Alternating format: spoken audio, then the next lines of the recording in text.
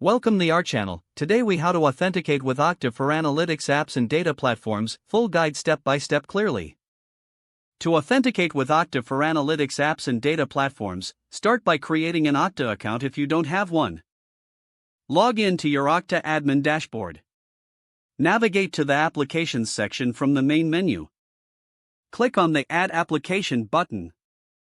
Search for the analytics app or data platform you want to integrate with. Select the appropriate application from the list. Choose the type of integration that best fits your needs. Follow the prompts to configure the application settings. Set up single sign-on settings if required. Enter the necessary information such as redirect URIs and login URLs. Choose the authentication method that aligns with your application's requirements.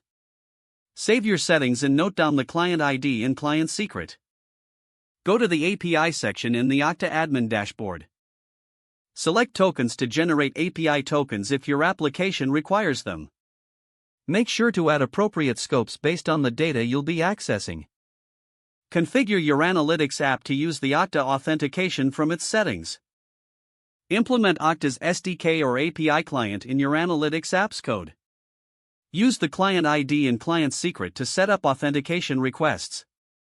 Initiate the authentication flow in your app by redirecting users to the Okta login page. Handle the redirect back to your application with the authorization code. Exchange the authorization code for an access token through Okta's token endpoint. Store the access token securely for making authenticated requests.